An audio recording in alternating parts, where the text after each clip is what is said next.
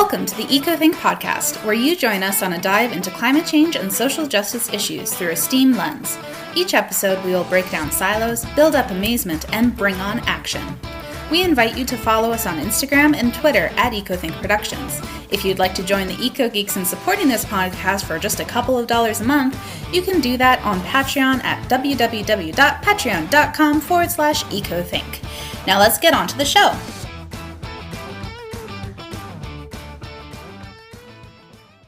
Dr. Jennifer Clark is the Chief Science Officer of Cascadia Seaweed, a Vancouver Island-based seaweed aquaculture business. Jennifer is a marine phycologist with nearly 10 years of seaweed cultivation and physiology experience. Originally from Vancouver, Jennifer traveled to Australia and received her PhD in marine biology, with her research focused on climate change effects on different life stages of seaweed. Being lured back by the beautiful seaweeds of the PNW, or Pacific Northwest, Jennifer returned to her hometown to undertake a postdoctoral research position at the University of British Columbia and Hakai Institute, studying local species of seaweed and partnering with local First Nations communities. Here, she learned the importance of coastal foods and the nutritional and health benefits of seaweeds. Jennifer is passionate about seaweeds as they are a renewable and nutritional food source, beneficial in their effects for reducing carbon emissions and vital in maintaining healthy coastal ecosystems. Welcome to the show, Jennifer. Thank you. Thank you, Maia and Yuko. Thanks for having me today. I'm really excited to talk about seaweed aquaculture and seaweeds. So we're excited to have you on the show. I grew up eating seaweeds, and I'm always down to learn more about what we put in our bodies. Yeah, it's great. I remember growing up, and my parents always made fun of me because I was a kid that loved sushi, which was weird for a white kid 20 years ago. But I asked for sushi for like my 8th birthday or something, and everyone thought I was crazy. But I love seaweed. It's just so fun. Yeah, they're super tasty and super getting a lot of attention right now. Yeah. A lot of people are realizing, that not only the health benefits of seaweed, but also the environmental health benefits, and they're on the rise. So I'm really excited that people are keen to learn about that smelly, sticky stuff that happens to your legs while you're swimming. So it's a lot better than what washes up on the beach sometimes. It can be pretty rank.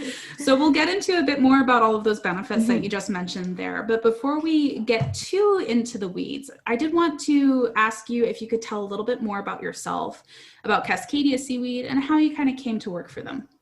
Sure. So as my bio said, I'm from Vancouver, and I actually grew up in the West End. So it's right near Stanley Park. It's a beautiful part of Vancouver, and it's accessible to the ocean. And often my parents after school would pick me up and take me to the beach, and they would have to pry me from the beach because I was just so engrossed with what was in tide pools.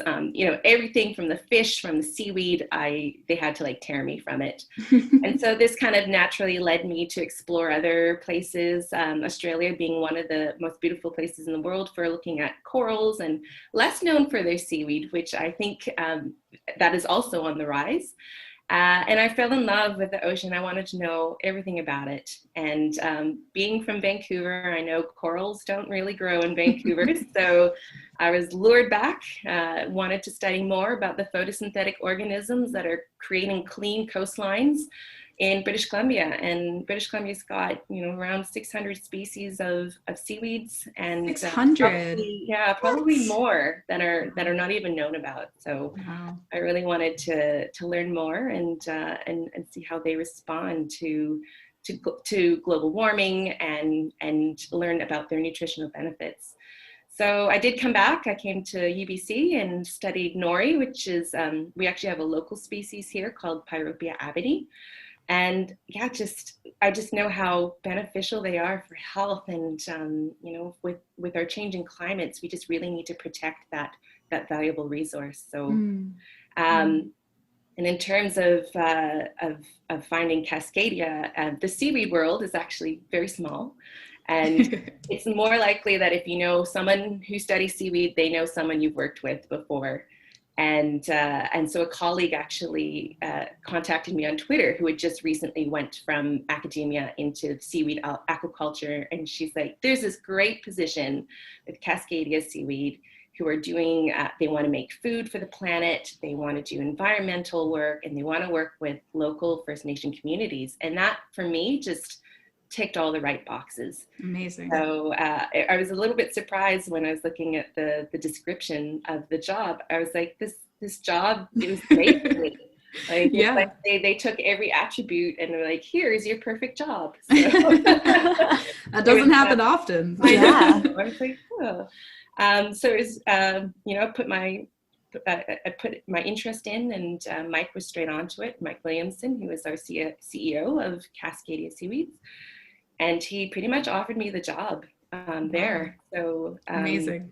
Yeah, and so Cascadia Seaweed is a local business in Sydney, BC, and their mottos, their objectives are to create healthy food for the planet, to reduce and mitigate climate change effects, and to work with local First Nation communities. And they want to be the biggest North American company that grows food and does good. And yeah, that's what we're doing. Amazing. That's amazing. They sound like a really great group of people, and congratulations on finding your perfect job. That's so wonderful. Thanks. That's awesome.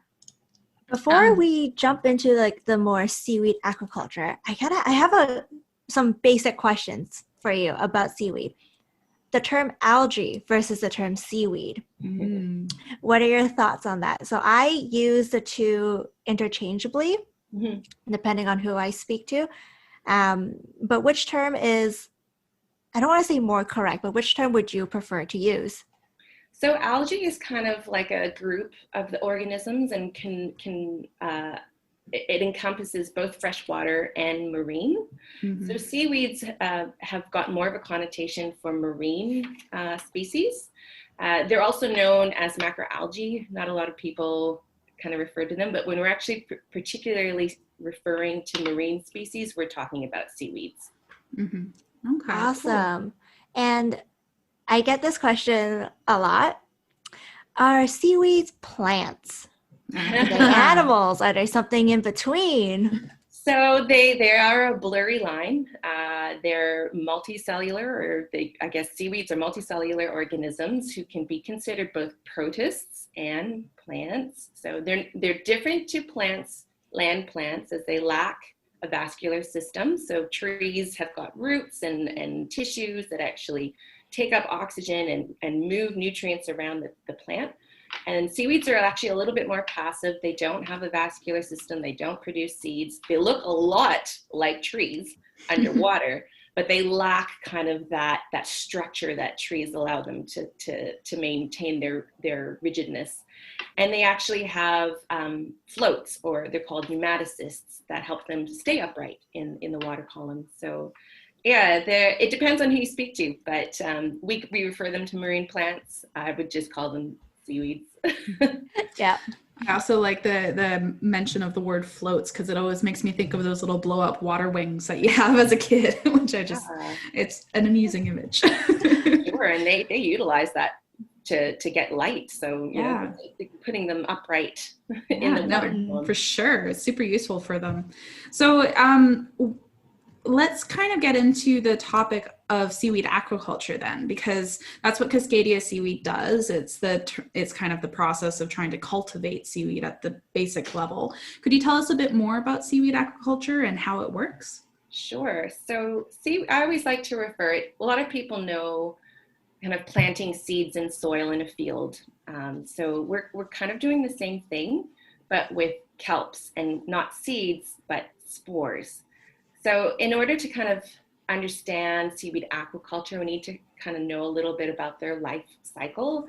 So we have a seaweed, which we know is, we've seen them in the beaches. They're this floppy thing that sometimes just rubs up against you when you're swimming. And we kind of associate them with that fleshy blade. So that's one life stage. The second life stage is a microscopic stage. And we utilize both of these stages in aquaculture. So a seed in a plant is like a spore for a kelp.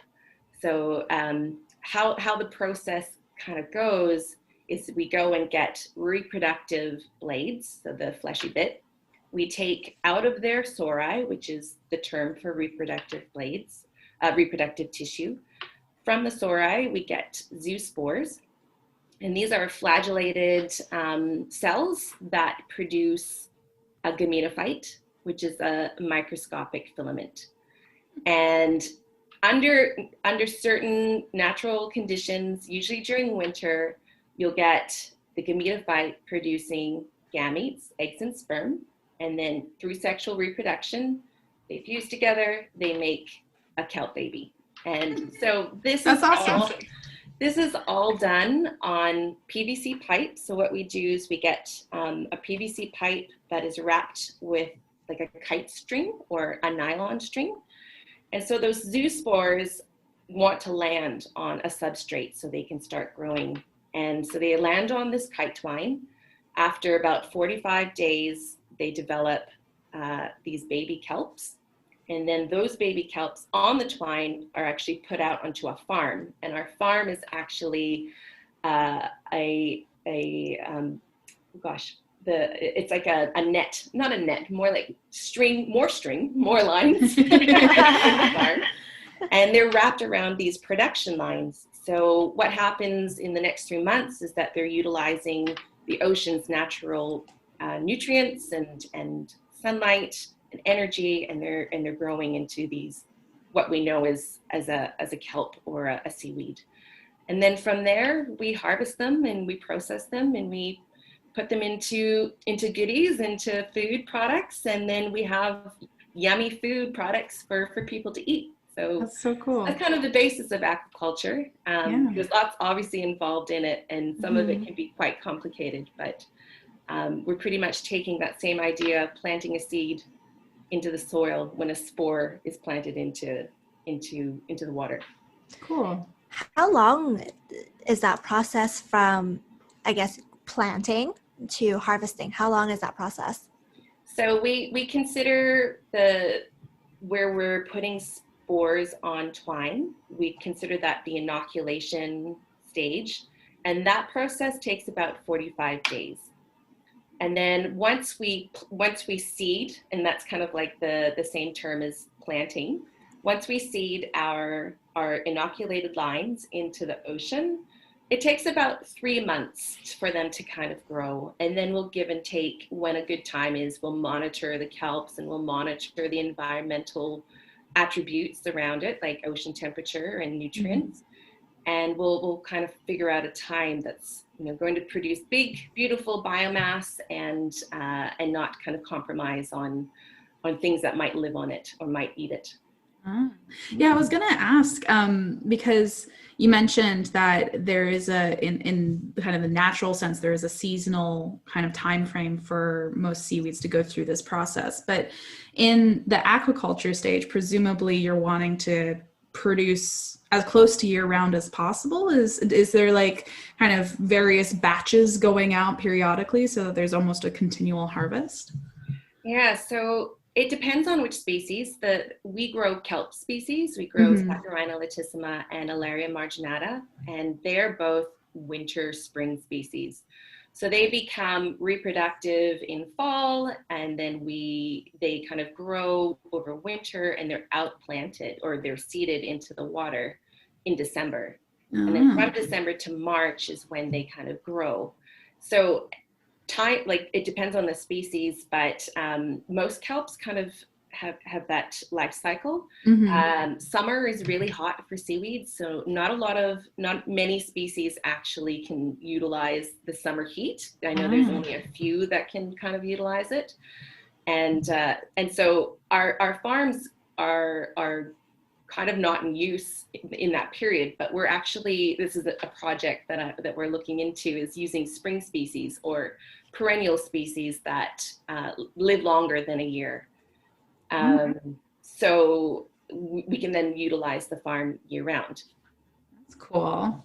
So the perennial ones would, in this they'd probably go through a very similar process to what you described to the other kelp species. But then once they're planted, they would stay out there for multiple years, essentially. Yeah, absolutely. So some species can grow, for 4 or 5 years before dying. One of them is the giant kelp, Macrocystis perifera. Wow. So they kind of stay around where other seaweeds are annuals. And for instance, the bull kelp Neurocystis luteciana is an annual, and will disappear before winter, usually because they're ripped up from the tides from winter storms. That's really neat. Do you primarily work with brown algae? Because algae or seaweeds are macroalgae are split into 3 different groups. You have the green algae, the red algae, and the brown algae. Do you just work with brown algae? At the moment, we are growing kelp, which are brown algae or brown seaweeds, and they tend to be, and I mean, I guess it's your preference, but brown seaweeds tend to be quite tasty.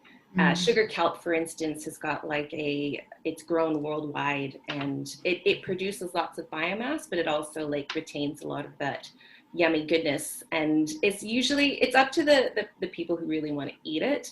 It's their preference. Red seaweeds like nori are also, as we know, in Japan and in Southeast China, they're cultivated in quite a big amount. So for us, Pacific Northwest, brown kelps are kind of our jam. So we tend to grow those species here. Gotta love local specialties. Yes. Yeah, that's awesome. Okay, so let's get into how seaweed aquaculture, and just maybe seaweed in general, it has this really great ability to help the environment and even help fight climate change, perhaps. And I know that this is mentioned a bit on Cascadia's website, and you referred to it a little bit when you introduced yourself. Could you get into what are they doing to help the environment, these seaweeds? Yeah. So kelp and seaweed habitats generally are great for coastal ecosystems. They provide a habitat, they provide food, they provide nurseries for many organisms to utilize during their life cycle. So one, they promote biodiversity, and they provide for one, they provide a place for organisms to live in. But secondly, they actually do great for the environment around them. So a lot of what's known about kelp forests is that they're great carbon sequesters. So these are photosynthetic organisms. They use sunlight, and they use water, and they actually take CO2 out of the water and convert it into O2, as well as trap some of that carbon into their tissues. So as we know, with global climate change, 25% of the carbon emissions that have been emitted since the Industrial Revolution has actually been absorbed into oceans, which is actually creating more acidic waters. And so by kelps and seaweeds actually photosynthesizing, they're taking out the CO2 from the water, they're locking it away in their tissues, they're providing O2, so changing the acidity, the pH of the water within a kelp forest. And then once that seaweed kind of slots off or dies and falls to the ocean, it can actually take that carbon with it. So permanently sequestering it into the deep oceans where it won't come back up into the atmosphere. So that's one way they help mitigate climate change effects. So the other thing that seaweeds do that has become quite popular right now is they're helping reduce cow burps. And so cow burps are actually providing about 40% of methane emissions, which are they're contributing to our emissions that are causing global warming. And recently, an Australian research team found a species called Asparagopsis. And by feeding the cows Asparagopsis, only 2% of their daily feed, they're actually reducing that methane emission by 98%.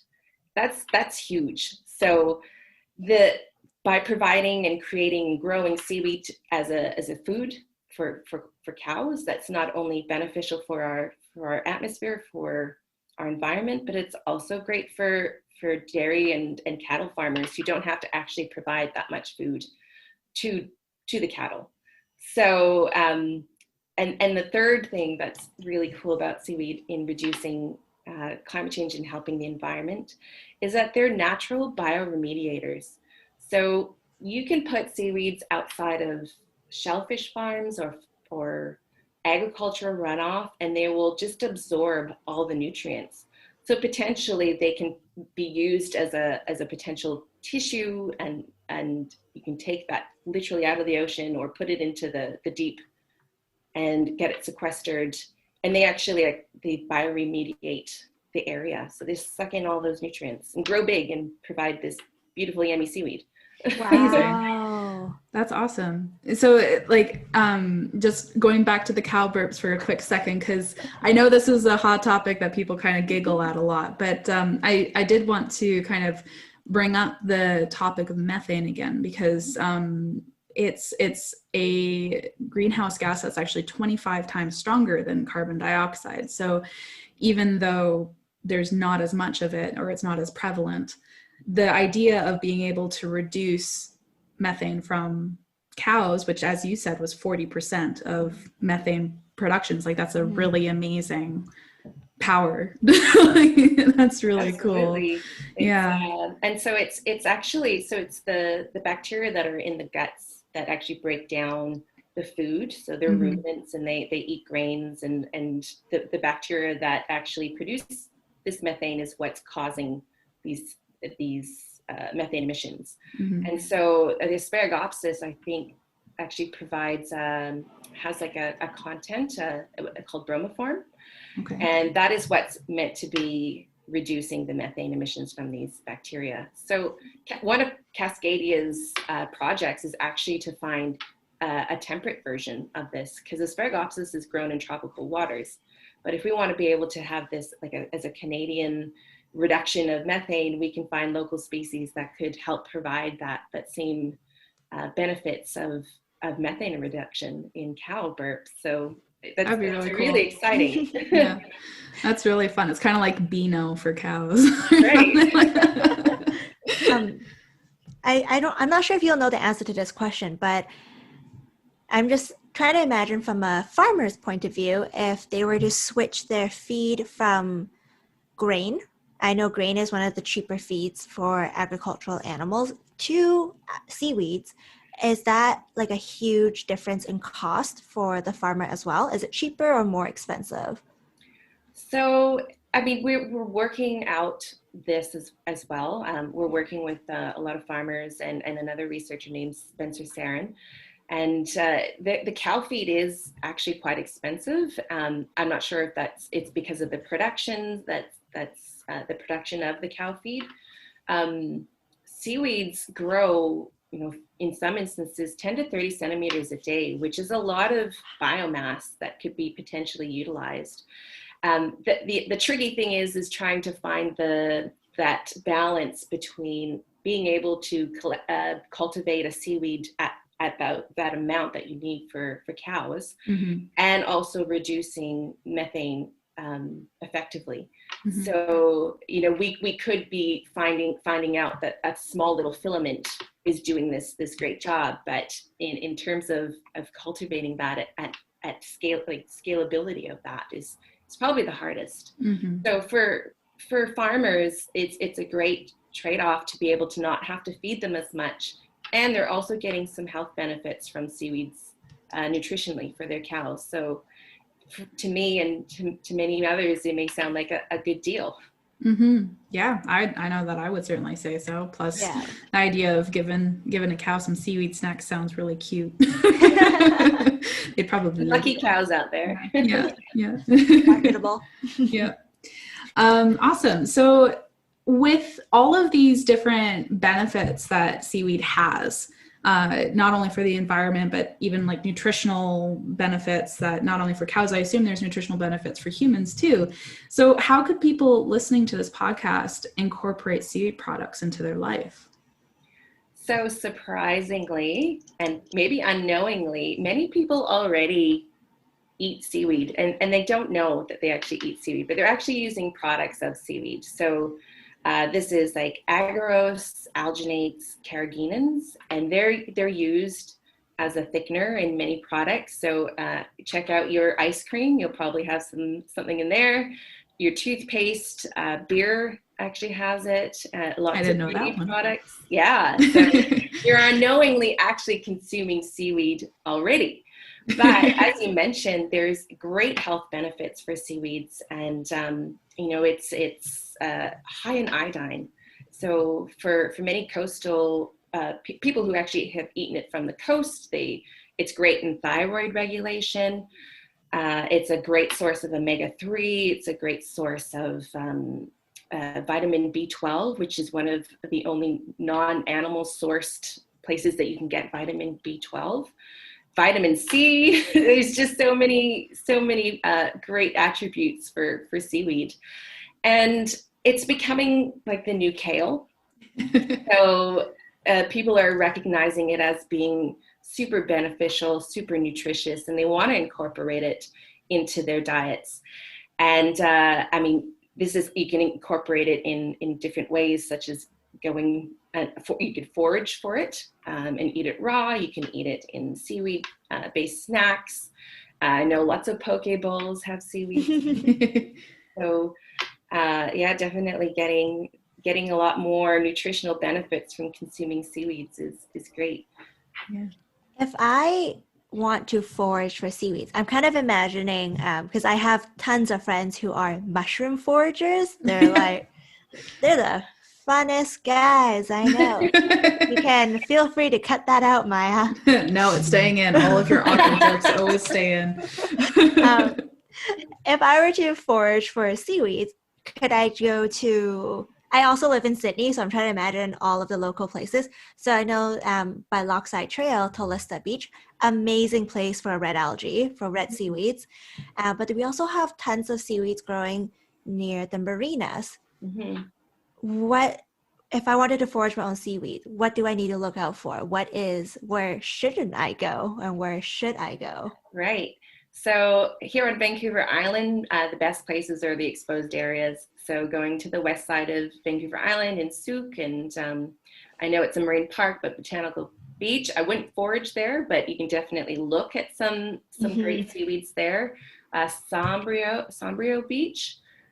These are all great places. I think you want to go where there's less people, just because, like I said, seaweeds do absorb lots of things passively.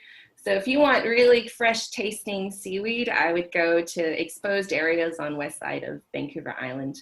Tofino is also a great place to look for this as well. And I think just further away from human populations is probably best. But funny enough, they actually love nutrients. So anywhere near any kind of runoff, they'll be growing and being diverse. They'll be growing a lot and being very diverse in those areas.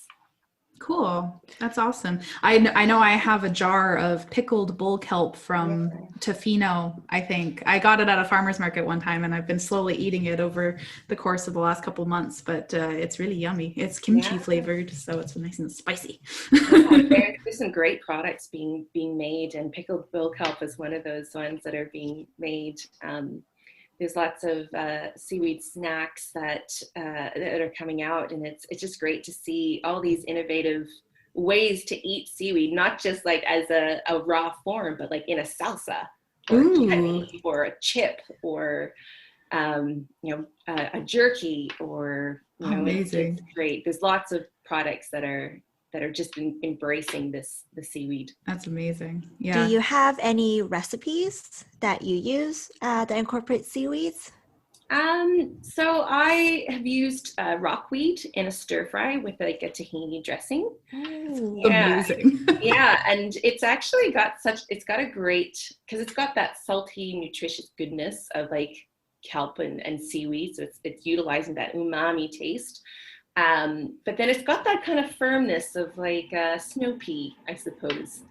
And so I've definitely have had rockweed in some stir fries.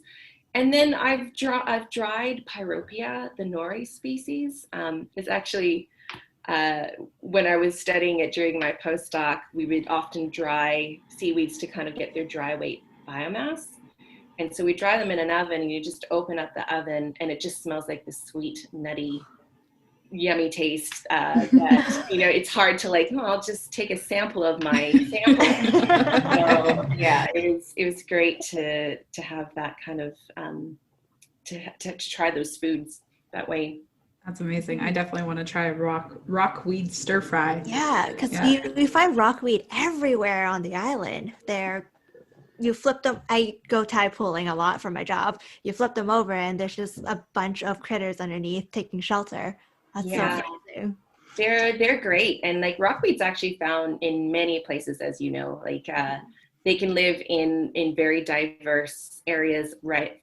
From very exposed to very submerged, and in the quietest, stillest waters, and in kind of the more exposed areas. So they're definitely found all over the place, and you're right, they actually facilitate a lot of little critters because they're really good at keeping wet when they're desiccated.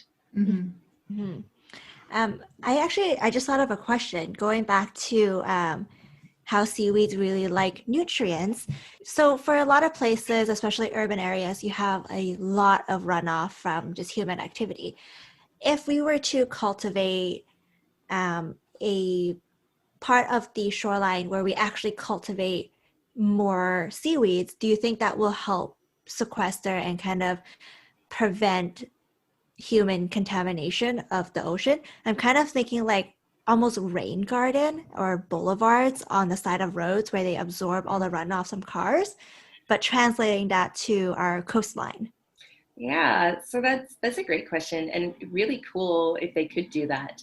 I mean, we could always line all of naturally they kind of line all of our coastlines already, but to use them as kind of like a bioremediation to kind of line our lines maybe before they go out to sea.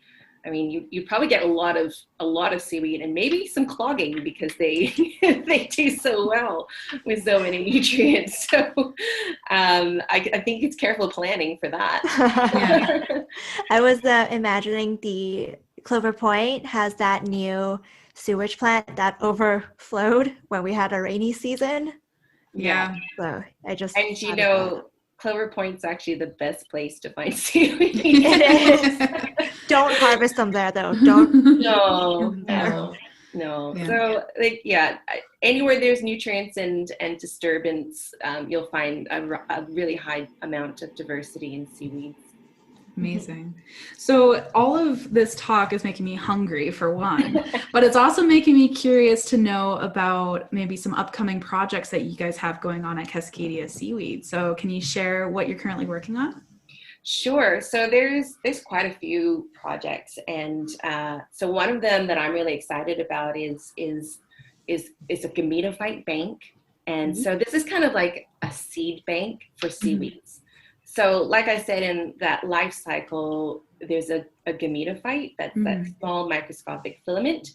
We can actually keep that and keep them growing vegetatively. And so when we need seaweeds, we just produce we expose them to the right environmental conditions, and then they can pop up new seaweeds whenever we want to.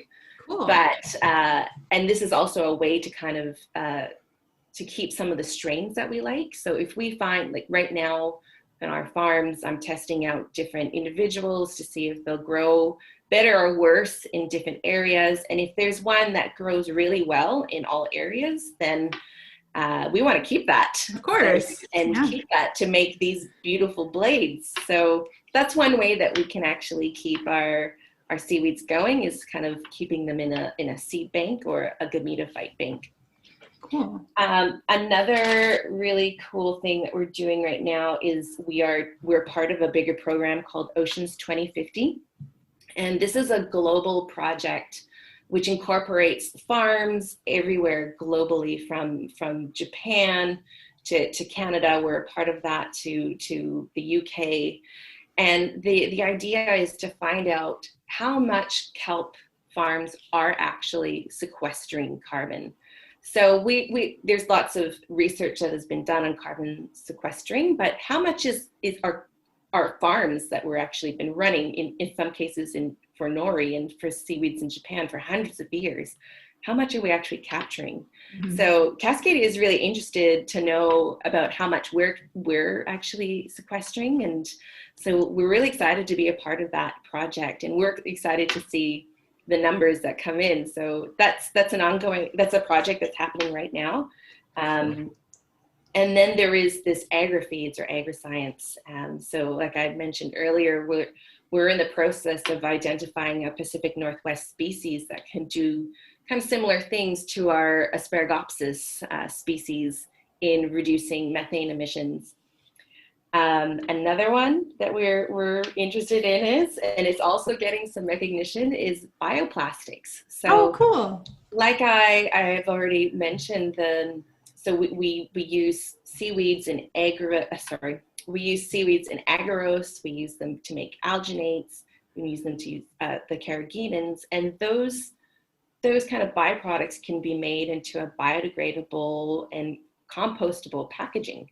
So how cool would it be to have seaweed products packaged in seaweed made? That would be so cool. Bioplastics, like that's so meta. Pairing. So, yeah. We're in partnerships. We're in the pipeline with some companies to see what we can do with our seaweeds. So that's very cool. Yeah, and then finally, and something that Cascadia Seaweed's very excited about, is that Sydney is actually going to be the home of the Seaweed Festival that Cascadia Seaweed is actually going to be promoting and running. So amazing. May 17th to the 23rd here in Sydney, BC, or if it's under COVID, we'll have a virtual platform. We are having the 7 days of seaweed. That's amazing. Yeah, so it's inviting members of the public, anyone who is seaweed curious or aquaculture curious, or just want to know a little bit more about what seaweeds are around and how they can be a part of it. We're hosting this festival. So very cool. Will there be tours of your facility? So not the facility, but we actually will have some seaweeds out on the line, so we can bring them up. That's one of the thoughts of that. We'll be having a professional development workshop, hopefully, for anyone who wants to be like, what is seaweed aquaculture 101? Mm-hmm. What is a seaweed? And, and we'll have some professionals and researchers come in for that. And then the most exciting part, and I can't tell you too much about this, is that we will be launching a really cool product, a food product made from Cascadia Seaweed, grown right here in BC, and we'll be launching it on May 20th. So for listeners out there, if you want to know and you want to be involved, you can join us virtually. You can find all the links at cascadiaseaweed.com. And you can join us for this launch of this really cool product that we've been working on. Or products we are working on. So please do support us and check it out. That's amazing. Wow, you guys are working on so many different amazing projects, and I'm really excited for the festival. Yeah, me too. Yeah. Oh my God. So, it's really great that we're going to have a festival and share the love of the seaweed and the seaweed that is around in British Columbia coast. Yeah. So if anyone listening to this is excited about the festival as well, we'll make sure to have the details down in the show notes. So make sure to take a look there. Hopefully I will have a link to share with you guys, and that way we can make sure that everyone knows the information about where to go. That's really exciting. Yeah. I have one last kind of more of a biology question about seaweeds. Is it true that the bull kelp has enough carbon monoxide in it to kill a chicken? So that's a great question. And apparently in the research, that's what they said. I had a colleague, Lauren Ligon at UBC, who actually looked into this. And I think it's quite a considerable amount. I have to look into the actual amount of it. I'm not sure if it's enough to kill a chicken, but it's definitely not great to pop it open and smell it. So you guys you're talking about the floats, right? Like, Yeah, right. yeah, the floats. yeah, okay. Just to be clear for listeners, they're not talking about the thing we were talking about just eating. We're talking about the bubble that That's you right. pop. Sorry. Yeah. Yeah, the Neurocystis or bull kelp actually has this really giant pneumaticist, which some of your listeners may have cracked or stomped on in the beaches, which made this really what kid hasn't growing up there? Like, it's the best thing ever. That's the pneumaticist, and they, under pressure and when they're younger, they do produce a gas. And some of the early research did say that it could kill a chicken, but I don't think it's that potent. But I'm concerned about the animal ethics on that study. Yeah. We won't experiment. No, we'll draw the line there. I always just say allegedly. Yes. Yeah, it's always great to hear those things though, like early science days, how they would test things out. So questionable ethics. Great. Yeah. All right. So awesome. Thank you so much, Jennifer, for coming on to this podcast. And I wanted to ask you, where can people go to support you and your work at Cascadia and any personal projects you have going on? Yeah, for sure. So you can check us out on cascadiaseaweed.com on the internet. You can also follow us on all of our social platforms, Cascadia Seaweed on Facebook, Twitter, and Instagram. You can also follow me and my work on my Instagram. It's Jen Sees Seaweed, and Sees is S-E-A-S. Both on Instagram and Twitter. And you can drop me a line. If you got some questions, feel free to send them on to me. And we're really excited that we were able to join you. I was able to join you today to talk seaweeds. Yeah, awesome. Thank you again so much. Thank you so much. I was just nerding out about seaweeds. Like, so looking forward to this chat. Yeah, awesome. Well, we'll see you around for sure, and hopefully see you at the festival. Yes, absolutely. Thank you. Thank you for listening to this episode of the EcoThink podcast. We hope you enjoyed learning something with us today. EcoThink podcast is an official product of EcoThink Productions.